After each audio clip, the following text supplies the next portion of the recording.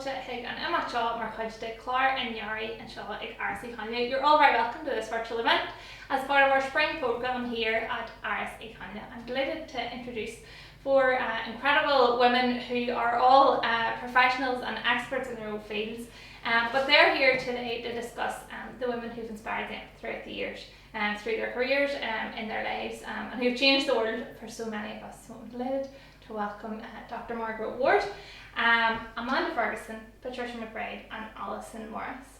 It's sure to be a fascinating discussion and to spark some interesting conversation, so I hope you all enjoy it. August Gurmit and Michael, thank you very much for tuning in. Okay, I don't think that we could start an event of a woman's role is in the revolution without talking about our own mothers. So we're going to have a few moments of reflection for women who've been at the centre of our lives and inspired everything that we do. Alison, we're going to start with you and Big Alice. Where do you even start with Big Alice? I am a crime and security reporter, and I go into rooms and I've interviewed men in balaclava with guns who have scared me less than my ma if she's in a bad mood.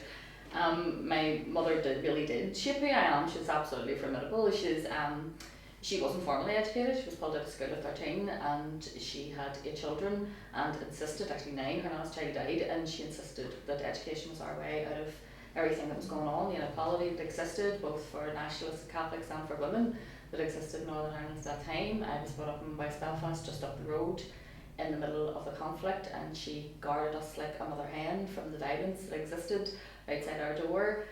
She was a revolutionary and a feminist in her own right, even though she wouldn't have known even what feminism was then, but she actually was a feminist, even though she probably didn't view herself like that at the time. And she made sure that her daughters specifically were all educated and have a life of their own, and she would always have told you to make sure that you have your own square in the world and don't ever be reliant on anyone, especially a man, for anything. And when I found myself pregnant as a teenager, she insisted that I go back to school and go and finish my education, and used to clean St Mary's College down the road at night after she finished my children all day to make sure that I could go to work. And I think that there's no more revolutionary act that a woman can do than to ensure that her children have a good start in life and make sure that her daughters are able to stand on their own 2 feet. And because of what my mother did for me, my own daughters then were able to go on to university and have lives of their own. She sort of broke the cycle of her own poverty. She came from dire poverty from the markets in Belfast. She was raised by a granny, and yet she managed to fight against all of those things and ensure that all her children went on to have good, happy professional lives, and every one of us is happy and settled. And I think that is the act of a proper sort of revolutionary woman. But just don't cross her. That's what I do. I know it's interesting hearing the way that your mother focused on the importance of education, and that was something that came through in our house as well, because I'm the youngest of the family, and there's 6 kids, and Daddy died when I was 3 and the eldest in the house was 15 at the time. So the only way out was education. The only way to sort of progress into a better kind of lifestyle was to study hard, and we never really studied that hard, I have to say. We never really, it wasn't all sort of getting A's in class and everything, but there was a lot of reading and there was a lot of talking and there was a lot of discussion around the dinner table. It helped, that my mother trained as a chef, so the dinner table was always a great place in our house. This explains all your great cooking. Yeah, when I grew up, and then 2 of my brothers went on to train as chefs. They never worked as chefs, but they just did the training because they wanted to be good at that sort of stuff. But we were in a situation where we never knew that we were poor. I didn't know when I was young that we were poor, because there was never not food in the house and there was never not shoes on your feet. But there was an awful lot of balancing that had to go with that.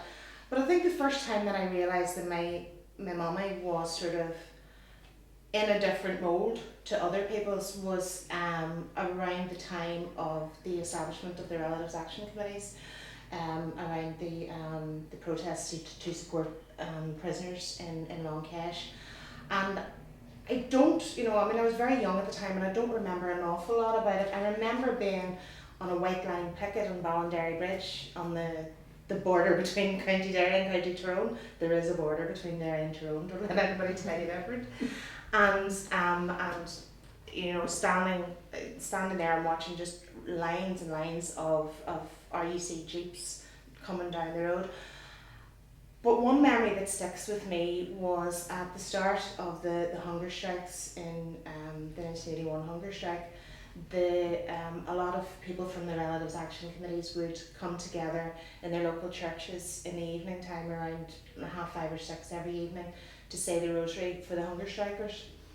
And this happened for about 4 or 5 days. I grew up in Maherfelt in South Derry, and for about 4 or 5 days this was happening, and then maybe on the 6th day they arrived at the church and the doors were locked, and from then everybody came to our house. Our house was an open door, and you would have maybe 30-40 people in saying the rosary. And at that stage, you know, that was an act of resistance, to stand up to the church and to say the church is the people, it's not the building. You know, and these are people of faith who believed that they could maybe provide comfort to the families of the hunger strikers by doing that. And so that kind of, I suppose, dignified resistance was something that I thought was quite remarkable, and something that, you know, I hope she passed on to all of her children. Very good. I'm going to talk about Fiona, who is my #1 fan and #1 critic as well. She's a wild woman, and I absolutely adore her. She's got a wicked sense of humour, and she's a great mum. I just think of all the stories that my Nana Kelly used to tell us about, Fiona at school, about at the Catholic school in Lauren, her getting kicked out of class for playing the sash on the tin whistle, and just all these random stories about her dancing on tables and having crack. And I think that, my mum was very much the same about education, because she left school with only a few qualifications. She was really insistent that we really nailed down and drilled in on our studies, and we all went to university, we all have career paths that have all been supported by her. But even whenever I think about the stuff that my mum did whenever she was younger, around in the 60s, she ran her own wee boutique, and I think she's credited with bringing the miniskirt to Lauren, which is she is still the most glamorous woman I know. She's brilliant, and she's always been very confident, and she's always been backed us all to the hilt. No matter what we were doing, it's always you can do whatever you want.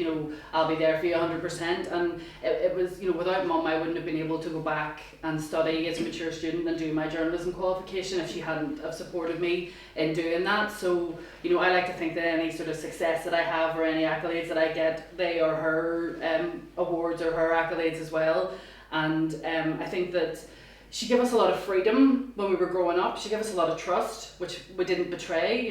I remember growing up, some other people's parents were quite strict in their behaviour, whereas Fiona was a bit more liberal, a bit more relaxed, and that meant that she trusted us and we trusted her. So she always knew where we were, and to a certain extent she knew what we were doing, not everything but I really appreciated all that freedom. And even now, just in the roles that she has, she's still always there for me to tell me what I'm doing right or what I'm doing wrong, and I just love having crack with her and laughing with her. And her role as a grandmother, she just relishes that. She's got 4 grandkids, my sister's kids, and being the admin of the Memories in Lauren Facebook page keeps her very busy as well. I just think she's the best woman I know, so that's my contribution to my mother.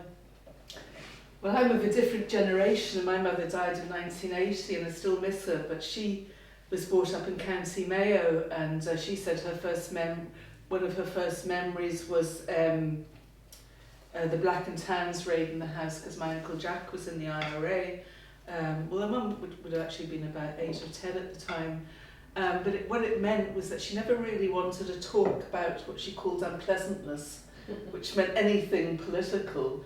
But she also really wanted to get out of Mayo. And my grandmother had 6 children, but also suffered from, I think now probably post-birth kind of mental problems, but she kept being put into a mental home and then would come back and have another child, which meant my mother, which was very common in Irish families anyway, was fostered by an aunt who I was named Margaret after, and then she got sent to Dublin to Eccles Street Dominicans, so she got an education, and I didn't realise till much later, when my mother was dead, it was the same school that Hannah She Skeffington, the suffragette, went to. I would have loved to have asked her more about Eccles Street, but she loved that time with the Dominicans, and she went on to be a gold medalist nurse at St Vincent's in Dublin.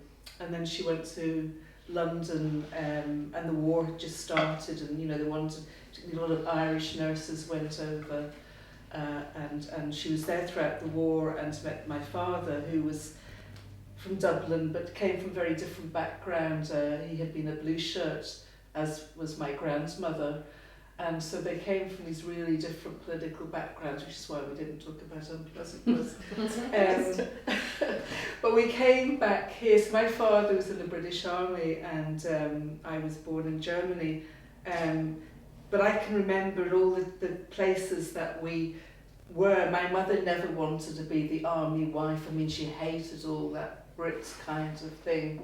She always, because she was a nurse, but she always had to get permission, because army wives weren't supposed to work, and she always, where we were, she worked as a nurse. And then when we came back to Belfast in 1963, she started work in the Royal and worked in the sick baby unit there for many years, and just loved all of that. But I was the only one in the family of 4 of us children, the only one to go to university. But she always insisted as well, that thing about, you always had that little bit of roughness, you always had that bit of money. So when she was dying, she still had her handbag under the bed with some money, and she kept making me check that, that she had it. And my brother was coming down from Scotland to be with her, and she thought she was going to hospital, but she didn't make it. But she said the last thing was for me to get a bottle of champagne to celebrate my brother arriving, because he was really her favourite. And I just remember her saying, and none of the rubbish that you would get, I want something good, so I did, I spent lots of money on this. And then she died just a few hours after he arrived. The way you can just keep yourself going. You hear that so much, like people holding on. Yeah. And that bottle of champagne, Harry and I, because our other 2 siblings are in Australia, it was only us. It took us several years before we finally said, we really should drink this bottle, so we did then. Yeah. But she never supported my politics. I have a cousin from Herefeld who was very active in people's democracy and civil rights. And my father was working in the army headquarters in Lisbon at the time, and he used to come back with all these secret documents, which I used to sneak out of his briefcase and read, and they would be saying things like about my cousin being a communist and all this. And so it was really, really difficult in our house, and she kind of had to mediate a lot of all of this during that time. And I appreciate now much more what it must have been like to have had people at each other's throats and not speaking, and how she was the kind of peacemaker always in the family. And for the wider family, my cousins and everything, she was always the one that people came to when they wanted to emigrate without telling their parents or whatever it was. My mother was the fixer for the family. Very good. I didn't grow up in a political family at all. And I'm kind of glad that, being from a mixed background, as they describe, having one parent Catholic, one parent Protestant, we had a very sort of cross-community upbringing. I went to Catholic primary school, Protestant secondary school, a good mix of people, and there were no, politics just wasn't a big thing in our house, which is makes me wonder where I got it from. I got it from probably the nosiness and the chat. Crying for through your childhood. Politics was huge in our house, but that's because it was outside your door. You couldn't step outside the door without seeing politics. You went to school past the soldier at the bottom of the path, and so our whole lives were immersed, and even though we didn't actually know that we were immersed in politics, only as an adult, when you look back, you realise that was just part of our upbringing, and that's just part and parcel of growing up in a community like this. You can't help but be anything but political, because you can see the injustice and you can see everything that's going on around you. And we talk about my mother, but my father was very educated and very booky and very read, and so that would have been all of that. I think I get my love of reading and politics and books from him, but my work ethic from my mother, who would have worked from, she got up out of bed at 5 in the morning until she collapsed at 12 at night, and they're a good combination to have. I think my Nana Alice, her father was one of the founding members of the Northern Ireland Labour Party, and then Billy, my mum's dad, he was Alliance in Lauren, which wasn't always the easiest place to be, but that was that kind of it. And we were sort of kept quite shielded from Sorry, what was the easiest place to be in Ireland in the Alliance Party? I think, well, I'm thinking more about being from a Catholic background in Lauren, but no, it's just, I don't know, I think that I'm glad that I had the upbringing that I had, because it meant that we were very accepting of everybody else's background, which I think is you know, something that is worth having. Like, but we're going to move to talk about women who've inspired us in our careers, and we'll go back around this way again. Then Alison, we'll start with you. Well, I mean, there's obvious ones. As a journalist, you look at a female journalist, and I suppose the person who I would like probably fangirl over the most would be Orla Gearan. And when you look at someone like her, who is just so full of integrity and her ethics that surround her journalism, and goes to places to tell stories that other people might be afraid to go to, and always tells the story and allows the people to be the story, and never makes the story about her. Journalism has went in a very strange direction since there's so much online, and I'm probably as guilty of it as anyone, but I mean, journalists almost become like they are the story, and almost become as if they're celebrities themselves. And Orla Gearan is so understated but yet so powerful in her storytelling, and that's why I like her. You've got people like Maureen Cumberford as well, who lost her life for her job, and these are women, but they wouldn't have probably been the women that inspired me to go into journalism, because I wouldn't have known those women existed until I became a journalist myself, and studied journalism. I suppose, I mean, I've always said this, and I taught in schools, quite a lot are used to it, at least before COVID, and the reason I became a journalist is because, as I said, like, politics and conflict was all around me, and journalists were everywhere. When I was growing up, you couldn't have stepped out into the street without seeing someone with a camera, but they were almost always male, and almost always extremely posh and extremely English. And there was nobody who I would have related to who was local. And then, because we were a family that my father would have been very political, we would have had newspapers in our house, and the news would have been constantly on. And the stories that those people told about my community were not reflective of the place that I lived.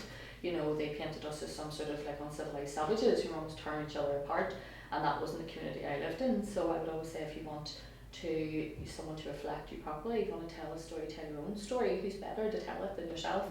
And so it was the women then that I would have, because I started in local journalism in the Andersonstown News before I moved to the Irish News, and I'm now in the Belfast Telegraph. But what I really loved doing then was going out and speaking to the women's groups, and the women who had kept this place going long before funding existed, long before money was attached to these kind of roles. These are, organisers and those kind of people, and I think that, they are the women who inspired you most, because their stories were so interesting that I have to tell them, I have to write about that. That's someone, other people need to read this, and the other people probably weren't as interested in my work as I was, but I think that, that was probably what inspired me, is those very women who are revolutionaries. They just don't know they are, because they're just getting on with it, and they're keeping things together, they're organising, they're, when you think about the huge feminist movement that exists in this community, and the number of really powerful women that have come out of this community from like a really working class area for such a small place, and that's because I think of all that activity that went on, that community activity that goes on the ground. So I suppose they probably inspired me initially, but now if you look back, it is probably, if you'd ask me who in journalism would I like to be or aspire to be, although I never could be, I think that Orla Gearan is probably the pinnacle of our career right now. What about you? Because you have a very career.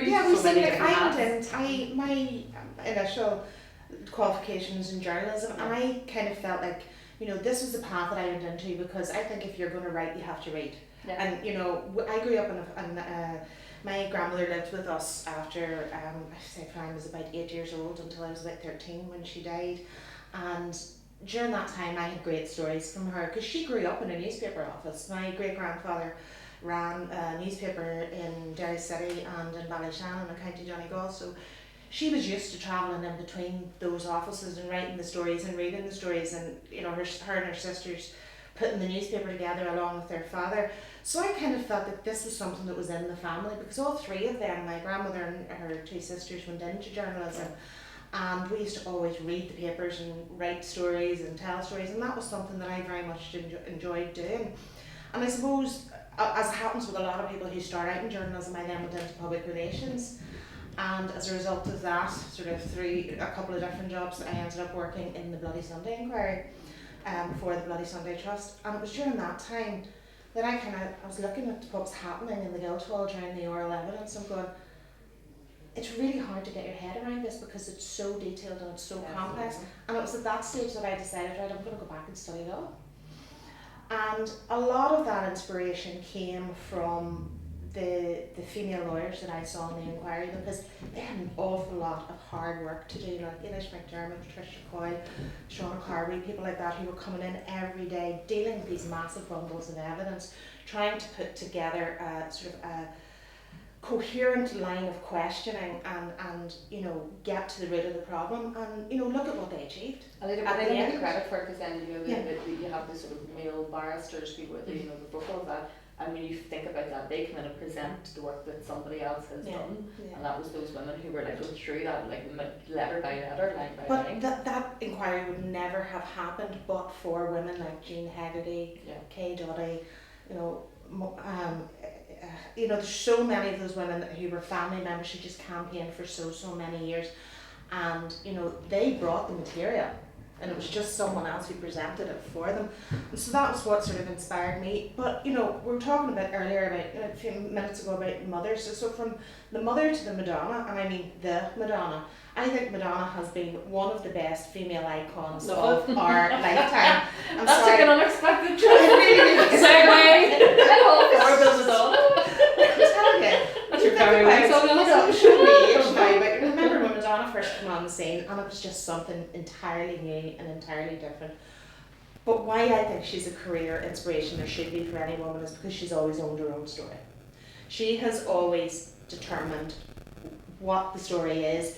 We call it now in the business world, they call it pivoting. You know, she's always been able to pivot into the right business for her at that time, and you know, she's maintained control over what her messaging is, about what her brand and what her identity is, and I think that that's a huge inspiration, and you see it more and more, and it's particularly prevalent in the music industry because it's so obvious with people like Lady Gaga and Taylor Swift, who've held on to control of their own stories, whereas in the past, historically, that was somebody else's purview, and you would see women, you know, that were not able to control their own product. So for me, that's a huge inspiration, is to see people like that who are able to control their stories and who are able to, you know, bring together, I suppose, a positive influence that women at the starts of their careers can look at and say, yeah, I want to do that. I No, want to that was Madonna. But also, if you remember, Madonna first came along, this is still such a Catholic country, and we were still under the boot of the Catholic Church. And this woman who came along was so irreverent towards Yeah. the patriarchal structures of the Catholic Yeah. Church. It was shocking at the time. When you look back at it now, it's not shocking by today's standards at all. But by then, those standards, it was quite shocking. I remember getting a clip around the ear for putting rosary beads around my neck to go out to slap nail disco. My brother was an altar boy, and I stole his big wooden cross and used to wear it with like a bow in my hand and go out. Yeah. And I'm sure if the priest, if he ever blesses those things, knew what I was doing with it. No. I don't know, I was a kid whenever Madonna came onto the scene, so Yeah, I just yeah, liked yeah. her pop music. I don't know, this is before I knew what a virgin was. Right, okay. For me, I grew up around media women locally, you know, through family and you know, my parents as well. And for me, growing up, Maria McCann, Kate Smith, Donna Traynor, Mm-hmm. I watched and saw what they did, and I wanted to be, you know, a foreign correspondent for the BBC or be, you know, a sort of globe-trotting journalist, and it was always in my head. And I think my mum wanted me to be a journalist from whenever I was very young as well, so it was always in my head that was something that I wanted to do. But then life takes different turns. I ended up studying marketing and communication at university for whatever random reason, and then went on to do sort of various jobs that I hated and were just really boring and soul destroying. And it was whenever I turned 29 and a half. I'd never ever considered age before or thought anything about my age, but as soon as I knew that I was turning 30, I started having panic attacks. I was like, if I don't do this now, I'm never going to do it. I'm going to have to do this now. So I found out on my 30th birthday that I've been accepted to the Tech to do the journalism qualification. Again, it was Fiona that helped me with that, because they doubled the fees the year that I went. You know, I was already in set, and then they decided to increase the fees the year after. There was no fees. You know, it was just that unlucky year. And I knew that I sort of could hit the ground running a little bit because I could write, and I've loved the last 11 years that I've been working as a journalist. And you know, I know you are probably going to cringe whenever I say this, but like, I looked to you two whenever you were doing sort of media commentary thinking, God, those women are really confident, they know what they're talking about, you know. I wish I had the confidence to do that as well. So you have been influential in my career as well. I think about people like Miriam O'Callaghan and Dermot MacDonald, Susan McKay. I've got Orla Guerin on my list here as well, of people that I think, yeah, you know, you're doing really well at what you do. And whenever I was growing up, I know that, you know, that Germaine Greer, it doesn't get platformed by universities and things now, but I remember watching her talking on panel shows and thinking, my goodness, who is this woman? And I have to read everything that she's ever written. Same with Janet Street Porter as well, and I got to interview her whenever I was in the first sort of couple of years of being a journalist, and she was terrifying. She was really she was a tough woman to deal with. And then also people like Oprah Winfrey and Ricki Lake, and even like the women from like Cardi B or Sex and the City, all those sort of influences. On what I've done, and what you were talking, Alison, about the campaign and women, you know, that we've had to interview people, or you've heard about, or whoever, like Bernadette Devlin. Like I always say that I feel radicalised in a good way every time I hear Bernadette speaking.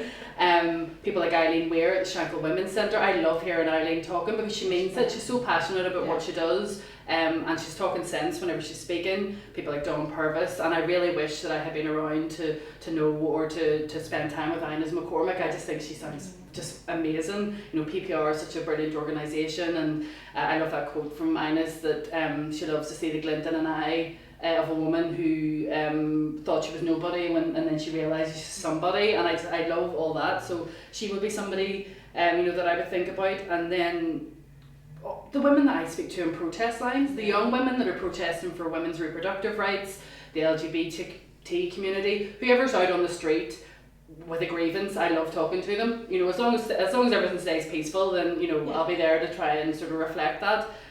So yeah, there's a wide variety of women who've inspired me in my career, but I definitely wouldn't have got off the ground if my mum hadn't supported me to do the journalism course as a mature student. And I think, sorry, just before you go on, I think that's something that we picked up on in the Women in Media Conference on International Women's Day, about women who voices are becoming stronger and who are campaigning. And it's just, you were talking there about, you mentioned Dawn Purvis, but when you see, for example, Stacey Graham, who's coming out of the Royalist community in Shankill, and now you see Julianne Cora Johnson coming back into politics, I think this is a very, very positive thing where you see women in royalism finding a voice that wasn't always there or wasn't able to be heard, you know, and that's something that, you know, the more people that you have speaking out and having the capacity to tell their story, that, you know, this is a positive thing for all of us, because a lot of the times we just don't know what's going on. Those women existed. There's just male gatekeepers who refuse to allow them to speak, and we know this, and that exists in all communities. But, you know, I come from a community where women always had a voice, and where women, I mean, in my home, my mum was the matriarch, my father, you know, does what my mother tells him. We always came from strong women. I was surrounded by them, but those loyalist women, I love to see their voices come out, because they have had to stand behind these men who speak for them and who won't allow them access to power and influence, because an empowered woman is no longer easy to control, and that's just what that's all about. You know, you can only control them if you keep them at a certain level, and, you know, you still see that happening in relation to, like, Stacey and other women who, you know, there's a barrier there in front of them at all times. Because stay in your lane, don't get too uppity, make sure you know where you are, and you have to break that down to get those women out. I think that's why we were so sort of energised and galvanised by the Women's Day conference, because, you know, Lillian Sino Barr, who's now going to be with the SLP, you know, Rachel Powell on disability, and you know, women's sector lobbyist or whatever, just great people, and people that we need to hear more from, and particularly because I'm doing a fellowship at the moment on media representation, it's interesting for me to hear the critique of what we do, because it's important for self-reflection that if the media isn't getting it right, we need to know where we need to change it and to get it right. And I'll give anybody a sort of hearing, and I think that's sometimes one of the reasons why I can get in trouble sometimes, in that, you know, I don't hate somebody because they're someone else's enemy, or, you know, I don't restrict who I'll speak to, and sometimes people sort of don't understand that that's what we're supposed to do. We're supposed to talk to everybody and find out what they're actually saying. But Margaret, well, you have had such an incredible career. You know, you've been in the revolution yourself the whole way through. In terms of your career, you know, inspirations, who have you got?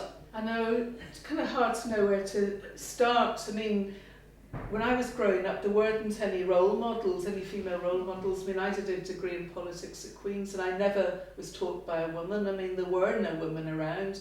I know there was Edna Longley teaching English. She's the only female academic that I can even think of that was in Queen's at the time.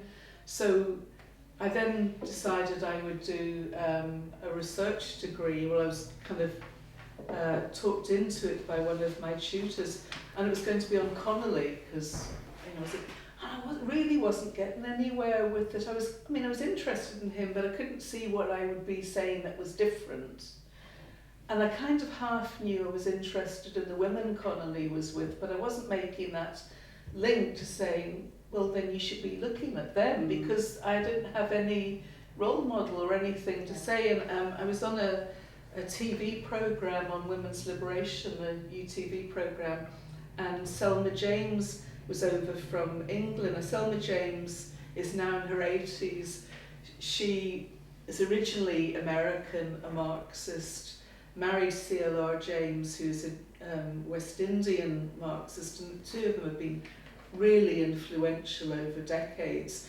And when Steve McQueen's films were on BBC a few months ago, they had one on the trial of the Mangrove Nine, and Selma James is one of the figures in that, so they've been around organising for years. But then she set up this other group, Wages for Housework, which was very controversial in second wave feminism. But it was important in bringing to prominence the fact that women do all this work in the home that isn't paid, and it started making people question it, even if you didn't want to go down the road of paying women for it, because then you felt women would be never able to get out of the home. Anyway, so she was over as this controversial figure, but she said to us, come and see me tomorrow and we'll chat. So she was staying in the Europa, and so she asked me what I was doing, and I explained, and she just said to me, well, why aren't you researching women? Why, and it just, it was a complete, and I rushed back to Queen's to say, this is what I'm going to do now, and they just all said no. It took me a year. I had to go around all the different professors in the different departments, anthropology, sociology, and say, please vote for me in faculty. And they kept saying no, and the argument was, well, women haven't done anything. If they had, it would have been written about before, so they didn't think it was viable. Yeah. So I had to. So it's only true if a man said it. It's still the case. So I had to kind of prove that women had done something, and after a year I got permission. But I was also involved in the Socialist Women's Group, so what I was doing was finding out about women and then talking about it to a wider and wider group. So I was never really an academic, and I was always looked down on by the academics at Queen's because I wasn't following, because I wanted to communicate basically. And so my book Untitled Revolutionaries was not a PhD thesis at the time or anything, it was a book. And what really excited me was then I wrote a little thing on Hannah Sheehy Skeffington, who I'd suddenly found as this brilliant woman, active suffragette, the fact that Ireland actually had suffragettes too, it wasn't just an English thing. And I wrote an article about her, and we got a reply from Hannah's daughter-in-law, Andre, about it, because somebody had shown it to him. You sort of suddenly felt that there were links. Because Andre is one of the founders of the Irish Women's Housewife Association, the next generation there in the 1940s. And so just doing all of that sort of gave me great inspiration. So it's kind of women from the past, but also Sheila Rowbottom as a writer. Her book Women, Resistance and Revolution came out in the same time at 1972, and she was talking about women's role in revolutions in Russia and China and Vietnam, because the Vietnam War was on at the time, in a way that we just hadn't seen before. We just didn't know. When I had a politics degree and I knew all about Trotsky and Lenin's arguments, but I knew nothing about what women had done in the Russian Revolution, because that wasn't important. We weren't, we had no books about it. So that was the kind of inspiration for my generation. But later on, I have worked in academia, but when I came back to the north, having been in England for a few years, I worked in the women's sector, and that's, you know, Yeah. what you're saying, Alison. The women that I met then, having been quite closeted over in England and in academia, and then I get this job. And I'm just meeting these astounding women who have managed to set up whole centres, which are fantastic. And they're doing so Buildings when when they're you tied on go the hip while in. they're doing it, and they're doing everything else and a million one things and dealing with Absolutely. it, and then running these amazing centres who And- would be like. And in some of them, the kinds of, you know, the loyalist paramilitaries have had to deal with the constant Yeah. intimidation when you see men just sitting outside the front door of one of the centres in chairs, reading the paper, so that they're monitoring everything that's going on, and dealing with that day in, day out, keeping women together during things like the flags protest and all of that. I mean, I had worked for the Belfast City Council in the mid-80s before I went to England as the women's officer, which then didn't become a permanent job because Ulster says no, and the council couldn't make any decisions when Ulster Unionism said no. But at that stage, it was before the women's centres and before peace money, but you started seeing women coming together in groups and never telling their men about it. Yeah. You know, so it was all this underground movement of women And that that was started always the at community the I time. came from, and as a journalist I've travelled, I remember travelling to West Africa, and there was a project, and every single project that was trying to do better lives was run by women.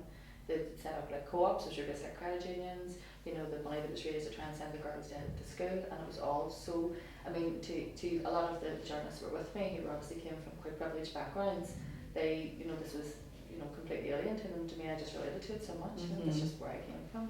You know, women said, you know, like, if we can't do this, we'll do, if no one's going to do it for us, do it yourself, and that is proper revolution, isn't it? Yeah, absolutely, yeah. No, it is. It's, Margaret, you must have seen a change in the activism of women over the years here. Like, can you observe what the differences have been, you know, 60s, 70s, right the way through to now, what you're seeing on the streets and in grassroots sort of movements? Yeah, it has gone through different phases. I can remember very early on, because there were a lot of different groups. We didn't necessarily, there was a lot of internal division, particularly the time of the Armagh women prisoners and whether you supported them or not. So all of that was very divisive, and, you know, people fell out and it was quite difficult. But then when funding came into the sector, it felt very different. There was a lot of discussion. Does this mean now that you're going to be co-opted in some way? Are you still going to be able to speak out? You know, before that we had this kind of anarchic feminism that, you know, said what it wanted because it wasn't beholden to anyone. But I, you know, just admire. But we have both. We have what we call the women's sector, the kind of funded groups, which can be constrained a bit, but do brilliant work and a lot of underground stuff that they don't talk about.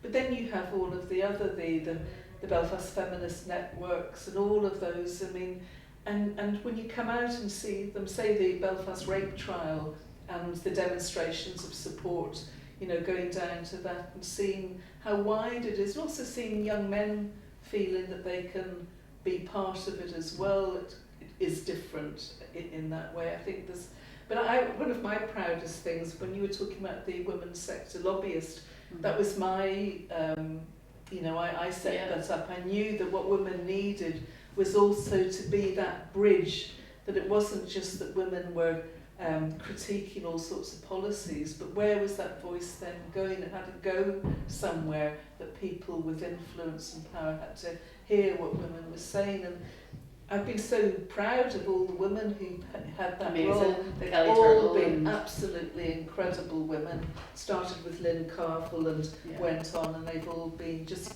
outstanding spokespeople for women, and their knowledge of policy issues and their ability to engage with everybody on those. It's fantastic. Definitely. Well, Lynn's doing great work at Women's Tech in North Belfast, and Rachel Powell was on my panel on Marginalised Voices and Women's Day, and she's just incredible, so articulate, just across every all the detail, every every jot and tittle, as they say. And before Kelly Turtle, who had that role before her, was one of the first people that I interviewed about feminism whenever I first got into politics. I was a student placement person. Kelly had her own blog, and we were raging about a sexist advertising campaign, and like I quoted her, like whenever I look back and read it, how it's structured now, I'm a wee bit embarrassed at how clunky it reads, but obviously it was like, within my first month of her being it. But it's been women like that I have loved to speak to and interview the whole way through my career. Kelly radicalises me. Every time she's I brilliant. talk to Kelly, I'm going forward. Get my way. Because she's just so like empowering, and it makes me giggle too. Have you noticed the difference, Alison, in the activism of women in the government and journalists? the women who would have been around me were terrifyingly strong women, and they were women that during the conflict, and a lot of times they didn't have husbands because their husbands would have been in prison or interned or something like that. So I suppose if you compare it to maybe what happened to women during the Second World War, when the men went away and they had to take over all those roles, that would have been the sort of community that I came from, where women had to take on they had to take on responsibility and all of that, just because there were so few men around a lot of times. And that was I suppose a different kind, because that was feminism for survival. That wasn't because they wanted to make ideological change. It was just because that was what they had to do to live. I did love the very young women who became involved in the repeal, and some of them, it was like they invented feminism, and I was like, love, do you know what I mean? It's been knocking around for a while, but at the same time I just loved it for it, and I thought, I hope that all of those women in their late teens and 20s went out and knocked doors and did that campaigning, I hope that they stay in politics, because you need those kind of women to push it forward. We've been in a very strange place, I think, where people came to assume if you had a female leader of a party or a female in a certain position, that meant the job was done, and it isn't, because it's not just having a female figure, it has to be the right kind of person. I mean, Thatcher was the first female Prime Minister. Did she advance a feminist agenda? No, she didn't. So it has to be the proper kind of women who don't pull the ladder up behind them, women who then do not become, in some way are not being used as instruments of the patriarchy for the men around them to try and sort of give cover for what are really unfair policies. You need the right kind of women, and I think that those very young women will make a change as they get older. I mean, if they're like that now in their 20s, I hope they don't lose that when they reach their 40s and take it with them. Well, part of that too is about the need to still continue to address structural inequalities that prevent women from taking places at the table. And sometimes if you're in a position where you're in an organisation where you can't promote somebody because they're just not they're not at the grade where you can take them to the top table, you need to make more seats at the table, or you need to do something different. You need to be looking at affirmative action strategies where you can say, okay, let's create a space for women or for other minority communities to have that voice around those tables. And to look at things like affirmative action policies, to look at quotas. I mean, one of the things you see now in the Republic of Ireland is the quota system for female candidates, which has forced political parties to nurture talent. And that's why organisations like Women for Election are very important, and Women on Air, who provide that kind of training and support and instruction and guidance to get people, to help women to find their voices. And so, that's part of that activism. It's part of, continuing to have that facilitation. It's both the individuals that you've talked about who run the organisations and who have the structures in place, but it's also about saying, hold on, we're still here, we're knocking on the door, and not just accepting that you're a token woman. Like, I'm sure every one of us have been on one of those mammals where they plop you in the middle of them, and there you go, have a woman, it's fine, everything's sorted. And I always joke when people comment, but sure, I'm the same as 10 men anyway, I make up for them, do you know what I mean? I'm better than 10 men, but it's not. It's really is. Sometimes you think, am I just here like making a ticket on the quality box, or what am I doing here? And that needs to change, because it's I think that actually was what I liked about the COVID coverage. It meant they had to go and look at experts, and a lot of those experts and scientists were women. And all of a sudden we heard from these massively intelligent women, who were working in fields of science and virology and all sorts of other things, who had been working quietly away in some lab somewhere, and the media had to go and find them because none of us knew anything about, And aren't they great at communicating, that they really make it understandable when sometimes it's really quite technical. political. Like locally, Lindsay Broadbent has been brilliant over the last year or so. And She's she's really calm, as you like. made everything This is understandable, happening. you know, Yeah. because I had to phone her up a few times and say, right, I have no idea what, just explain this to me. And she did start from the beginning and did explain it. And I thought when she was on things like Talkback, she was really good. But then a few times had to pull back because of the abuse that she was getting online, and this is the problem.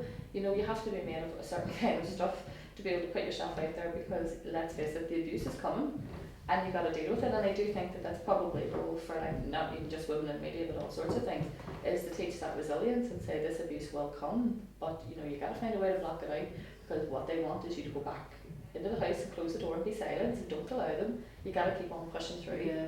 And we don't want it to be the main narrative of women having a public role, because it is incredible and it's good crack and we're more than able to do it, and we don't want people put off by the idea that, you know, it's going to be a constant barrage. Like, most of the people who are in contact with your sound, most of the people who get in touch with sound, it's just the sort of pathetic trolls and like, you know, the losers of this life. damsels in distress, you know, that need someone to run to our, you know, run to our defence if we do, you know. I'm more than able for it, but I do think it's just saying to those young women, look, this will come, expect it, but you know, remember why they're doing it. They're doing it to silence you, don't let them, keep going. Yeah, what you were saying, you referenced there the sort of the infamous rape trial. Like, I remember being in the thick of all the coverage of that, and it was a really, really intense time, and there was, you know, being banned from the ground and having different, you know, sort of threats made against you. And it was a really terrible time, but it felt like a really important moment. And it felt like, I remember being outside the courts and hearing Claire Bailey from the Green Party speaking, and it just was a really moving moment, because it was just women gathering together just in solidarity, and it was a very powerful time, and it was a privilege to be able to cover that and cover it well and cover all the detail of it. The student movement I'm loving at the moment. I love hearing from the you know, the ones up at Queen's and wherever else that are really active in the student movement. I think this is the first year that the student officer board is all women. I think that's a first. And even just like through the work that I'm doing in storytelling projects, talking to people like Paulina Malcheva up in Portadown, working with the migrant community, who just, you know, really great work to try and include other people who aren't, you know, green and orange, or who aren't just us. You know, we need to sort of look out beyond ourselves a bit more, and even someone like Amy Gallagher up in Rathmore and Derry working in the Focus project with women. You know, I've been really struck by some of the things that she said to me, that there are lots of very capable women there who just need the opportunity. They don't have the opportunity yet. Some of the women need the capacity building and the confidence building, but there's already lots of women there that are just ready to grab an opportunity if it comes up, and it's not necessarily just always there. So I think we could learn a lot from people like Amy. And something that probably would resonate with you, Alison, that struck me that she said was that you have to meet women where they're at.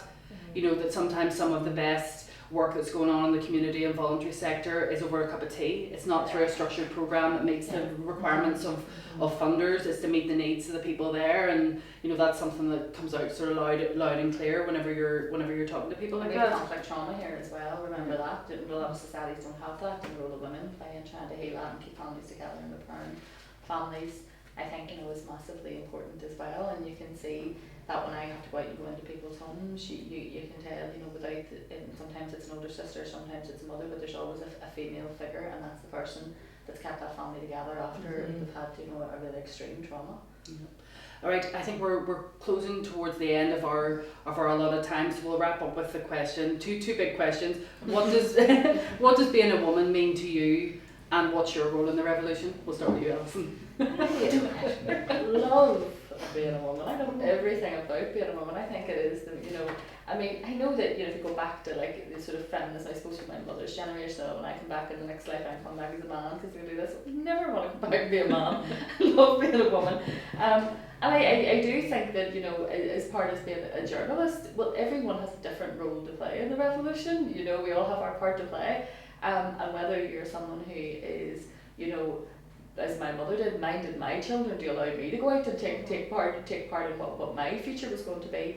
But I mean, I think all our roles in the revolution are to keep on pushing forward, to do the best that we can, and to make sure that we don't pull the ladder up behind us, and we do give other women coming behind us a voice. And I'm lucky because I'm a journalist, I have a very privileged platform, and I have a column where I can write what I want, and that also means I have an ability to give other women and voices who might not otherwise be heard a voice and allow them to speak, and I think that that's my role in the revolution. Patricia? Geez, that's a really tough one. Like, what does it mean? I suppose it's tied up with you know, I'm reminded of some of those essay entries that we had for the bursary award, and the labels that women have on them of mother and wife and daughter and, you know, girl boss and all of those things, and all of that is important, but it's about understanding who you are in your own identity and prioritising the labels that are important to you, because some of them are more important than others. And I'm going to be really mushy here and say that probably the one that's most important to me is the role of mother, because it's I feel a huge burden of responsibility to do the right thing, you know, and to give my daughter and my son the tools to equip them to deal with whatever life is going to throw at them. You know, so what it means to me is the conversations around the dinner table. I mean, that's I'm a very Irish mommy in that respect, in that you need to have a note from God if you don't sit down at the table and have your dinner in the house every night, the entire family. You know, I mean, this happens, it's a rare thing that it doesn't. And those are the times, because that's what I grew up with. I grew up with those conversations at the dinner table that lasted to maybe 9 or 10 at night, because it would start with a discussion of an article in the newspaper, which would go on to political theory, which would go on to the next election, which would go on to how it, you know, Mark Twain said. And those are the conversations, those are the moments, being that facilitator to allow my children to develop their voices and their narratives is probably what is one of the most important elements of my womanhood to me. So I think that that's my role, is contributing to the next generation of citizens that will be active citizens, that will go out and say, this is what we need to do for change, to allow them to make their choices, the informed choices that they've made in their life. So, you know, it can be as simple as that. It doesn't always have to be about the campaign for legislative change or, you know, overturning governments. It can be something as simple as planting the seed to say with your children, you know, you have the capacity and you have the power and you have the voice to make the best, to make this place where you live the best it can be for everybody that lives here. Very good. I think you were really struck by the entries that focused on women's personal happiness, and it could be small things. It could be, it doesn't have to be, you know, giant sort of strides ahead. It's whatever makes you happy and whatever you enjoy doing. But like I love being a woman. I love the friendship of women and the solidarity and that kind of hand on your back that's always there. And I have plans in the future, if I get to be an old lady, to have the Marigold Hotel, you know, whenever all the husbands have gone, we're all going to move in, and we'll have a good old time there as well. But I think my role as a journalist, I think it's just to keep trying to do good work, trying to find interesting voices and you know, speaking to people who don't always necessarily get a platform and encouraging that. And you know, just being encouraging of other women, you know, as and when, and you know, I think it's, you know, sometimes we have to deal with the sort of internalized misogyny that can happen, and some of the women being pitted against each other. I think that can happen quite a lot, you know, in the media, where it's you know, you're meant to be competing with other women, whereas I just have always taken the attitude that I'm just trying to do the best that I can do, and I'm trying to compete with myself to always get better all the time. But certainly, like, I love listening to and hearing from the, you know, the younger women that are coming up, you know, through behind. And I think that women in media, what we're trying to do is, you know, it's not necessarily about, it's not about us, and it's not about necessarily about you know, women who are journalists. It's about finding those voices, about education, about lifting people up, supporting them. For those panels, so those women come and sit and so they don't always ring us. Take the place of a mediocre man and speak their voice to the men who be heard. Definitely. What about you, Margaret? You've had your role in the revolution. You've done incredible, amazing things. But like, what does womanhood mean to you? Well, I didn't become a mother till I was 35, because I thought, you know, I was always too busy, and there was always that thing at that stage that if you were a feminist, you couldn't really combine the roles. You know, or, you know, there was something there that just wouldn't fit. So, and it was fantastic when I had children. I mean, the amount of things you learn from them and how much they expand your own kind of knowledge and challenge you as well to justify you know, what you're about. So, you know, I'm pleased that I, you know, wasn't a younger mother. I don't think I could have coped. But, you know, when I became a mother, it was fantastic and really enriching. But I think that for myself, I feel more as somebody who's documented women's role in the revolution. And I'm thinking of when I was a really rookie researcher who had no idea about things like oral history, because I'd never been taught how you went about it. You know, you just kind of muddled your way through. But I met Maureen Cumberford, a Republican who had joined Cumann na mBan in 1917, and who went through the whole of the War of Independence. She was in jail God knows how many times, you know, got shot through the leg from waving at the window at her comrades, you know, went on hunger strike endless times, suffered great financial hardship, you know, after the Civil War, tried to earn money through setting up a poultry farm in County Wexford, scraping a living. You know, this woman went through really tough times, yet the patience she had when I used to come and visit her down in Sandyford, and would talk to me. She was always talking about the counter-revolution, which at the first I wasn't really quite sure what the counter-revolution was. I was learning about Irish history.